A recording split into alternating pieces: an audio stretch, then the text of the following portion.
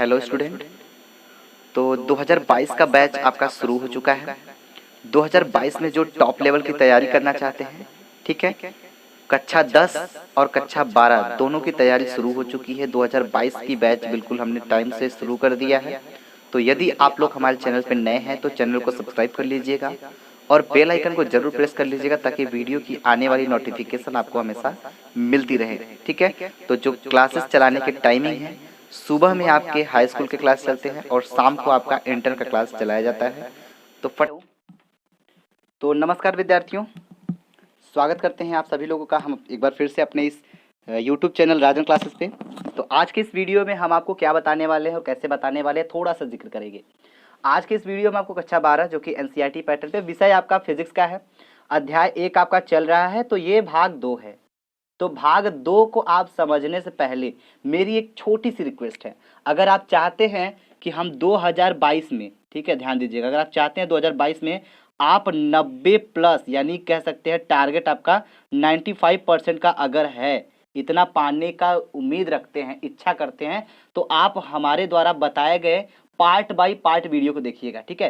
देखिए, जैसे भाग 2 हो गया, तो अगर हम भाग 1 पता देखे नहीं है तो भाग 2 तो हमें बिल्कुल नहीं समझ में आएगा ना। तो इसीलिए हम बोलते हैं भाग 1 आप जरूर देखिएगा, ठीक है। भाग 1 का लिंक आपको हम डिस्क्रिप्शन बॉक्स में दे दिए हैं, वहां से आप पहले भाग 1 को देख सकते हैं और उसके बाद भाग 2 को आप देख सकते हैं, ठीक है। समझ में आ रही बात? तो भाग 1 और भाग 2 आप इस तरह से देखेंगे तो आपको समझ में आएगा। तो जो भाग 1 में हमने डिस्कस किया है उसके जस्ट आगे वाले टॉपिक को हम डिस्कस करने जा रहे हैं। तो इसके पहले हमने एक फार्मूले के बारे में जिक्र किया था, तो उस पे जो न्यूमेरिकल है आधारित, उस न्यूमेरिकल को समझने जा रहे हैं। तो बस इतनी छोटी सी गुजारिश है, अगर आप भाग 1 देख लेंगे तो भाग 1 में जो लास्ट में आपको समझ में आएगा, उसके बाद आपको भाग 2, जैसे कोई सीरियल वगैरह देखते हैं ना, तो उसको पार्ट बाय पार्ट देखते हैं, सीजन बाय सीजन, तो आपको पूरा कहानी समझ में आता है ना। उसी तरह ये सब्जेक्ट भी है फिजिक्स का। अगर आप इसको पार्ट बाय पार्ट देखेंगे तो आपको अच्छे समझ में आएगा और आपकी अच्छी से तैयारी भी पूरी हो जाएगी। चलिए, तो हमारा यहाँ न्यूमेरिकल है। अब आप ये मत क्वेश्चन करिएगा कि सर पहले न्यूमेरिकल क्यों बता रहे हैं। तो इसको देखने से पहले भाग 1 को जरूर देख लीजिएगा, तब आपको समझ में आएगा न्यूमेरिकल क्यों बताया जा रहा है, ठीक है। चलिए शुरू करते हैं। एक चालक पर 10 कूलाम का आवेश है, ठीक है। इस पर कितने इलेक्ट्रॉनों की कमी या अधिकता होगी, ये हमारा क्वेश्चन है, इसे हमें हल करना है। तो हम आपको बता दें, न्यूमेरिकल इज द जान ऑफ फिजिक्स, ठीक है।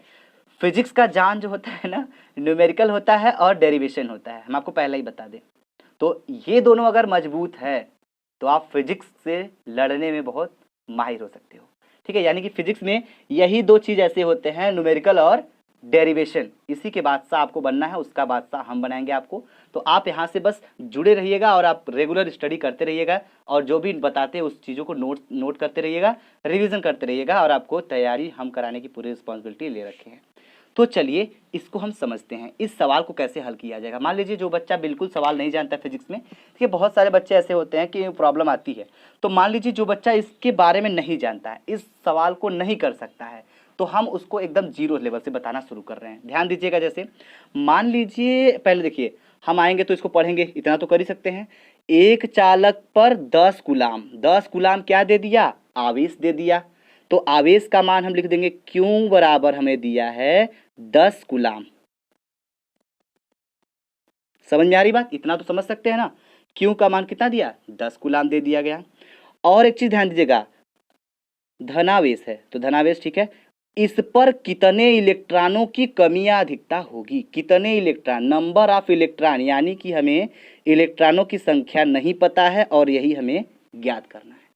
और हमें पता है कि एक इलेक्ट्रॉन पर आवेश कितना होता है, ई का मान हमने आपको पहले ही नोट करा दिया था। कराया था कि नहीं कराया था? अगर नहीं कराया था तो आप कर लीजिए, फिर से बता देते हैं। जो एक इलेक्ट्रॉन पर आवेश होता है उसका मान होता है 1.6 गुणे 10 के घाते -19 कूलाम आपका होता है, ठीक है। इतने कूलाम का आवेश होता है आपका एक इलेक्ट्रॉन पर। समझ में आ गया बात आपको? तो इतना चीज तो हमें इस मतलब इस क्वेश्चन से हमें इतना चीज मिल गया। अब इसके आगे चलने से पहले आपको ये पता होना चाहिए कि हमें किस रास्ते चलना चाहिए, यानी कि कौन सा फार्मूला यहाँ पे अप्लाई होगा, कौन सा फार्मूला यहाँ रखेंगे, लगेगा, ये चीज आपको पता होना चाहिए। तो फार्मूला भी हम आपको बताएंगे। यहाँ पे हमने आपको एक फार्मूला बताया था इसके पहले वाले वीडियो में, भाग 1 में, इसीलिए बार बार बोल रहे हैं भाग 1 को आप देखिएगा जरूर, ठीक है। क्यू बराबर या नहीं, ये फार्मूला आपको याद भी हो गया होगा। क्यों बराबर यन ही फार्मूला होता है, हमें यन ज्ञात करना है। तो यन को हम यहीं रोकेंगे, पक्षांतर करेंगे। तो ये फार्मूला पहले बॉक्स में बंद कर देते हैं, इसको नोट कर लीजिएगा। अब देखिए क्या होगा, अब यन बराबर हो जाएगा आपका, क्या हो जाएगा, क्यू अपॉन ई। जब पक्षांतर करेंगे तो हमें इतना मिलेगा। अब इतना मिलने के बाद करना कुछ नहीं है, क्यू का मान हमें पता है, क्यू का मान 10 कूलाम है, तो 10 ऊपर रखेंगे। अब बट्टे ई है, ई मतलब 1 इलेक्ट्रॉन का आवेश, नीचे आपका ये दिया गया है मान, इसको रख लेंगे 1.6 गुणे 10 के घाते माइनस 19 कूलाम। इतना हो गया। चलिए अब देखिए यन बराबर क्या हो जाएगा, यन बराबर आपका हो जाएगा क्या, देखिए ऊपर 10 है तो 10 को छूना नहीं है, 10 को वैसे ही रहने देना है। अब बट्टे 1.6 को भी ऐसे कर लेते हैं, और जो नीचे 10 के घाते -9 है इसको ऊपर भेज देते हैं ना, गुणे 10 के घाते, ये देखिए -19 है, ये हो जाएगा क्या, अब घाते 19 हो जाएगा, प्लस में हो जाएगा, माइनस में था तो ऊपर जाएगा तो प्लस हो जाएगा ना। तो ये समझ में आ रहा है आपको ना। चलिए भाई, इतना समझना जरूरी भी है आपको, अगर इतना नहीं समझेंगे तो समझ भी नहीं आएगा। अब इसको बहुत आसानी से आप हल कर सकते हैं, कर तो सकते हैं ना, क्योंकि इतना भी तो हल करेंगे तो मैथ लगाना बेकार है, यानी कि कैलकुलेशन करना बेकार है। अगर आप फिजिक्स पढ़ रहे हैं, मैथ की स्टूडेंट हो आप या बायोलॉजी के हो, तो इतना कैलकुलेशन आपको आना चाहिए। अब इसका हम इसमें डिवाइड करेंगे, इसमें इंटू करेंगे, तो फाइनली जो हमें आंसर मिलेगा यन बराबर जो मान आएगा वो आपका आएगा 6.25, क्या आएगा 6.25, ठीक है, गुणे 10 के घाते, गुणे 10 के घाते क्या हो जाएगा 19 कूलाम, 19 कूलाम, ठीक है। तो ये आ गया यन का मान, ठीक है। और हम आपको बता दें ये इतने इलेक्ट्रॉन की अधिकता होगी या कमी होगी ये भी बता दें। देखिए ये माइनस में नहीं आया है, प्लस में आया है, तो जब प्लस में आता है तो इलेक्ट्रॉन की कमी होती है। तो यहाँ पे लिखेंगे इतने इलेक्ट्रॉनों की कमी, तो यहाँ आप लिख दीजिए, क्या लिखेंगे, लिखेंगे इलेक्ट्रॉन की कमी है, इलेक्ट्रॉन की कमी है। कितने इलेक्ट्रॉन की कमी है भाई, ये इतने इलेक्ट्रॉन की कमी है। समझ में आ गई बात आपको। तो ये न्यूमेरिकल पूरे तरह से हल हो चुका है। आप इसको हल करने की आइडिया और तरीका सीख लीजिए थोड़ा सा, ठीक है। चलिए अब हम बढ़ते हैं नेक्स्ट टॉपिक पे। तो अगला टॉपिक पे बढ़ने से पहले आपको इतना जरूर कहेंगे, ये न्यूमेरिकल आपको समझ में आया तो फटाफट वीडियो को लाइक कर दीजिए सब लोग, ठीक है। जितने लोग हमारे लाइव सेशन में जुड़े हुए हैं सभी लोग वीडियो को लाइक कर दे, बस इतनी छोटी सी गुजारिश है, बाकी शेयर भी कर दीजिएगा। आगे बढ़ते हैं, ठीक है। चलिए ध्यान दीजिएगा, हमने आपको अभी तक 2 फार्मूला बता चुका है। कौन कौन सा बता चुका है ये ध्यान दीजिएगा। जैसे कि हमने आपको एक फार्मूला बताया था Q बराबर IT, ये बता चुका है एक फार्मूला, ये समीकरण इसको 1 मान लेते हैं। और एक फार्मूला हमने आपको और बताया था Q बराबर NI, दोनों पे न्यूमेरिकल हमने आपको बताया है। याद है कि नहीं याद है? जिनको नहीं याद है वो भाग 1 को देखेंगे और भाग 2 को देखेंगे, तो ये देखने के बाद आपको यहाँ पूरा क्लियर हो जाएगा। ये वाला भी बताए हैं, ये वाला भी बताए हैं, तो ये इतना होता है कि नहीं। अब हमको एक बात बताइएगा, जब इन दोनों का LHS बराबर है तो RHS भी तो बराबर होगा, होगा या नहीं होगा, बस इतना बताइए। Q बराबर IT और Q बराबर NI, तो IT बराबर NI तो होगा ना, बिल्कुल हो सकता है। क्यों नहीं हो सकता, क्योंकि इसका LHS बराबर है, दोनों क्यों है इसके बराबर है, तो ये वाला भी तो बराबर होगा, ठीक है। चलिए तो यहाँ पे हम दिखा देंगे IT बराबर NI, राइट, गुड। चलिए भाई, तो ये हमारा एक नया फार्मूला मिल गया है, इसको आप लिख सकते हैं और इसकी जरूरत भी पड़ेगी कहीं। IT बराबर NI होता है, ठीक है।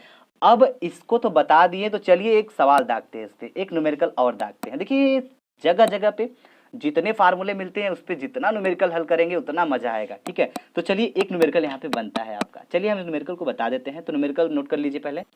चलिए तो ध्यान दीजिएगा, ये न्यूमेरिकल आपका है, इसको हल करते हैं।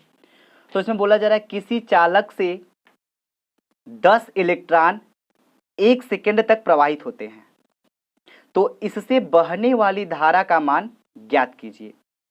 सवाल बहुत सिंपल है, थोड़ा सा इसको समझने में थोड़ा सा आपको टाइम लगेगा, तो ध्यान दीजिएगा, ज़्यादा टाइम नहीं लेंगे हम, इसको समझा देते हैं। किसी चालक में 10 इलेक्ट्रॉन, 10 इलेक्ट्रॉन मतलब समझ रहे हैं नंबर ऑफ इलेक्ट्रॉन, इलेक्ट्रॉनों की संख्या आपका दिया कितना है, n का मान दिया है 10, तो 10 इलेक्ट्रॉन आप यहाँ पे नोट कर लीजिए। सवाल हल करने का सबसे सिंपल और आसान तरीका बता देते हैं। पहले क्वेश्चन में जो दिया है उसको लिख लिया करिए, ठीक है। इससे तो ये क्लियर हो जाए कि हमें दिया क्या है और किसकी जरूरत पड़ने वाली है, ठीक। चलिए, तो 10 इलेक्ट्रॉन आपका दिया गया क्वेश्चन में, और बोला जा रहा है कि 10 यानी कि सेकंड तक, कितने सेकंड तक, 1 सेकंड तक प्रोवाइड किया जा रहा है। तो 1 सेकंड यानी टाइम हमें दिया है क्या, t बराबर 1 सेकेंड, 1 सेकेंड। ठीक है भाई, ध्यान समझिएगा, जो दिया है पहले हम उसको नोट कर रहे हैं। और हमें एक चीज और पता है, एक इलेक्ट्रॉन का आवेश, एक इलेक्ट्रॉन पर जो आवेश होता है ये तो पता ही है, क्योंकि इसको हमने एकदम शुरुआत से बता रहे हैं आपको बार बार। तो ई का मान यहाँ पे क्या करेंगे, नोट कर लीजिए, ई का मान होता है 1.6 गुणे 10 के घाते -19 कूलाम। ठीक है, होता है कि नहीं होता है, होता है ना, तो होता है तो भाई नोट कर लीजिए थोड़ा सा, ये ध्यान दीजिएगा। ये हो गया इतना कूलाम, और हमें किसका मान पूछा जा रहा है, धारा का मान पूछा जा रहा है। धारा को दिखाते हैं आई से, तो आई बराबर वाट। फार्मूला इसके पहले हमने अभी आपको बताया है, कौन सा फार्मूला बताया था भाई, एक बार फिर से रिवाइज कर लीजिए। तो हमने फार्मूला आपको बताया था आई टी बराबर या नहीं, यही ना बताया था फार्मूला आपको, आई टी बराबर या नहीं, यही फार्मूला बताया था। तो इसी के मतलब इसी फार्मूला पे ये क्वेश्चन हल होगा। तो चलिए, हमें धारा का मान निकालना है, तो धारा को यही रोक देते हैं, पक्षांतर करने के बाद हमें मिलेगा या नहीं अपॉन टी। ठीक है, इतना आपको मिल जाएगा। तो यहाँ से आप धारा का मान बड़े आसानी से निकाल सकते हो। कैसे निकलेगा, ध्यान दीजिएगा।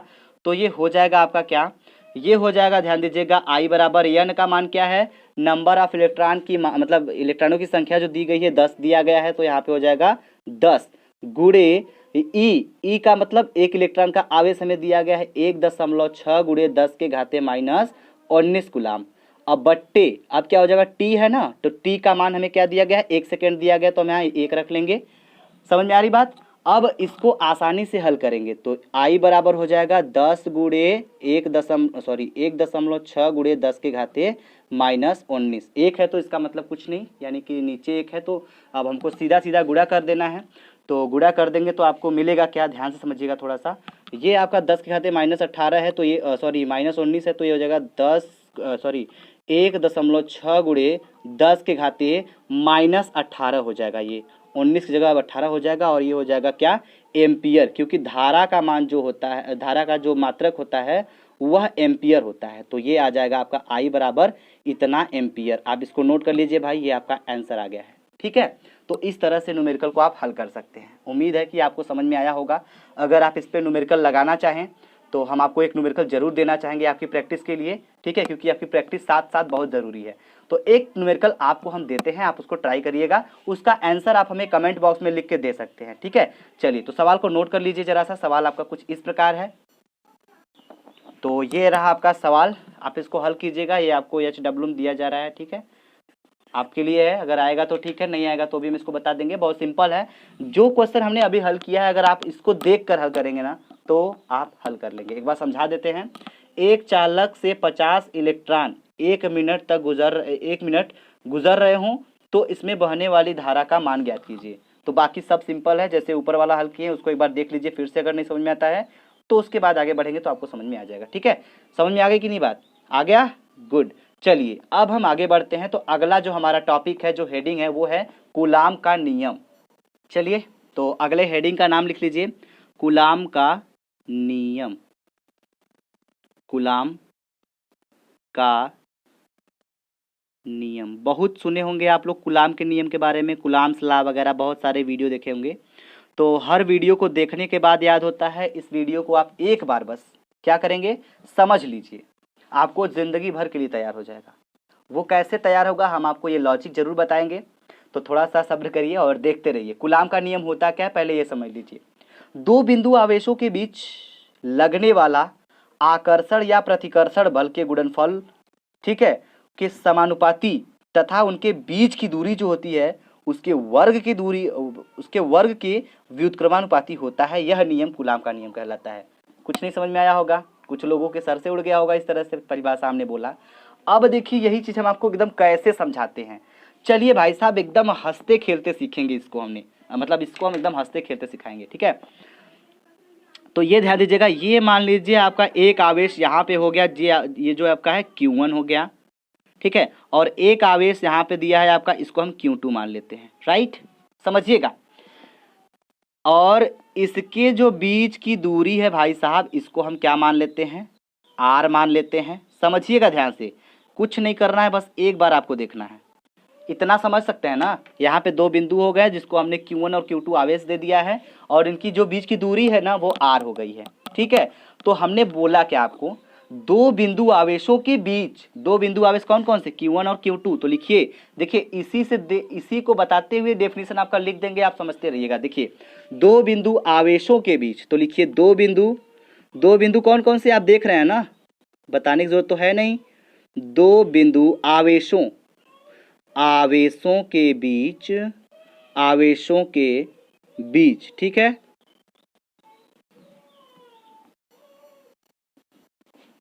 ठीक है, बीच लगने वाला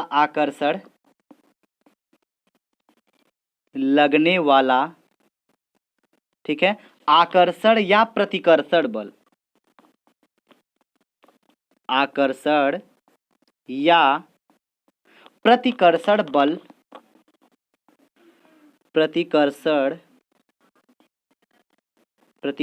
ठीक है, आकर्षण या प्रतिकर्षण बल आवेश की गुणनफल, ठीक है, आवेश के गुणनफल, आवेश के गुणनफल के समानुपाती क्या होता है पता है ना, नहीं पता है तो कोई दिक्कत नहीं, हम अभी आपको समझा देते हैं। समानुपाती, ध्यान दीजिएगा, बोला क्या हमने, दो बिंदु आवेशों के बीच लगने वाला आकर्षण या प्रतिकर्षण बल आवेश के गुणनफल के समानुपाती, ठीक है, तथा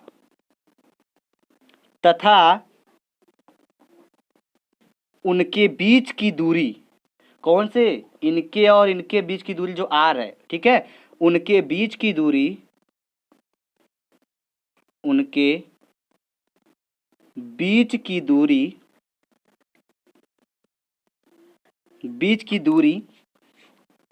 ठीक है, के वर्ग के व्युत्क्रमानुपाती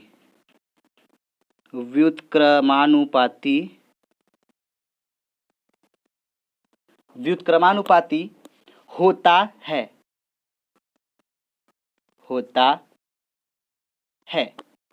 यह नियम कूलाम का नियम कहलाता है। बहुत आसान हो गया, समझिएगा, अभी आपको समझ में आ जाएगा। यह नियम, जो नोट करना चाहे नोट कर सकते हैं, कूलाम का नियम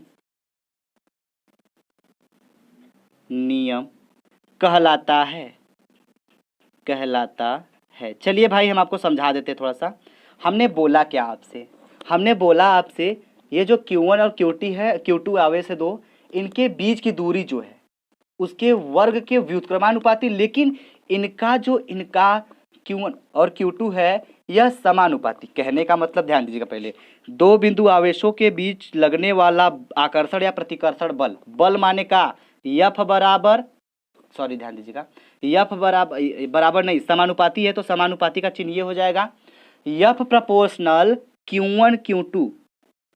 अब आपको समझ में आ गया होगा, करना कुछ नहीं, यहाँ तक क्लियर हो गया।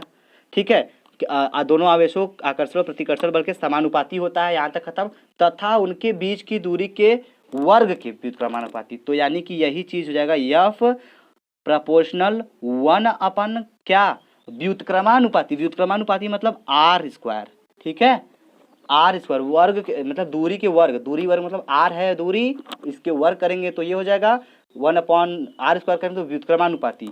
तो ये प्रोपोर्शनल ये प्रोपोर्शनल ये, ठीक है। तो एक चीज समझिएगा, तो जब F समानुपाते Q1 Q2, F समानुपाते 1/R², तो दोनों को मिला दे तो F समानुपाते क्या हो जाएगा, F समानुपाते हो जाएगा Q1 Q2/R²। दिखाई नहीं दिया, ध्यान दीजिएगा, ये लिखा हमने अभी, F समानुपाते Q1 Q2/R²। अब एक चीज यहाँ पे हमें समझना पड़ेगा, ये जो समानुपाती का चिन्ह है यहाँ से हटेगा, तो जब समानुपाती का चिन्ह हटेगा तो यहाँ पे आपका कांस्टेंट लगेगा, नियतांक लगेगा। वो नियतांक लगेगा क्या, हम आपको अभी बता देते हैं, ध्यान से समझिएगा। तो जो कांस्टेंट लगेगा ये हो जाएगा आपका F बराबर, ठीक है, 1/4 पाई एप्सिलॉन 0 इंटू K। ये आपका कांस्टेंट हो गया यहाँ पे, ये प्रोपोर्शनल को हटाने के बाद यहाँ पे कांस्टेंट लग गया, इनटू क्या हो जाएगा Q1 Q2 upon r square. ठीक है, तो ये आपका कूलाम का नियम यहाँ पे निकल कर आ गया। आपको समझ में आ गया कि नहीं आया समझ में ना? तो ये चीज़ ध्यान दीजिएगा, यफ समानुपात यफ बराबर 1/4 pi epsilon 0 Q1 Q2 upon r square. ये हो गया आपका कूलाम का नियम। ठीक है, और एक चीज़ समझिएगा यहाँ पे, यहाँ जो कांस्टेंट के जो एप्सिलॉन 0 इंटू के है, के आपका एक होता है, के मतलब के जो है ये परावैद्युतांक होता है, तो इसको हम एक ले सकते हैं। जब सवाल को हल करेंगे तब इसकी जरूरत पड़ेगी, हम आपको बताएंगे। ठीक है, तो इतना आप यहाँ पे फिलहाल लिख लीजिए। और हम आपको बताना चाहेंगे यहाँ पे एक छोटी सी बात, जो आपका यह 1/4 पाई एप्सिलॉन 0 इंटू के, ये जो कांस्टेंट आपका लगा है, ये तो कांस्टेंट है ही, तो इसको लिख लीजिए, क्या है, कांस्टेंट है ये। ठीक है, और इसका जो मान होता है ये होता है 9 गुणे 10 के घाते 9। ये इसका वैल्यू होता है। इसका वैल्यू आपको तब समझ में आएगा जब आपको न्यूमेरिकल बताएंगे इस पे, तो इसको पहले तो नोट कर लीजिए, न्यूमेरिकल हम इस पे जरूर बताएंगे आपको। ठीक है, और एक चीज़ हम आपको ये भी बता दें, इसमें से क्या बताना चाहेंगे, थोड़ा सा ध्यान दीजिएगा यहाँ पे। ये चीज़ आपको बता दें कि ये जो एप्सिलॉन 0 यहाँ पे लिखा गया है, तो एप्सिलॉन 0 बराबर होता है आपका, सॉरी तो ध्यान दीजिएगा, एप्सिलॉन 0 बराबर, सॉरी कितनी बार गलती हो रहा है भाई, एप्सिलॉन बराबर होता है एप्सिलॉन 0 इंटू के होता है। समझिएगा, एप्सिलॉन बराबर एप्सिलॉन 0 इंटू के होता है।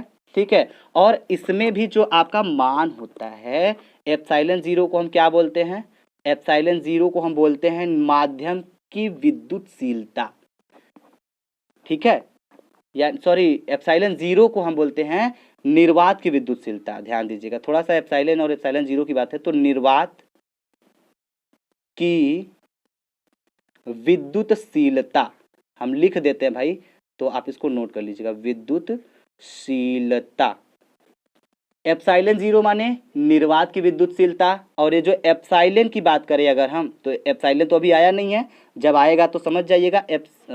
बार बार एप्सिलॉन, तो खाली एप्सिलॉन है ये, एप्सिलॉन मतलब ये हो जाएगा माध्यम की विद्युतशीलता।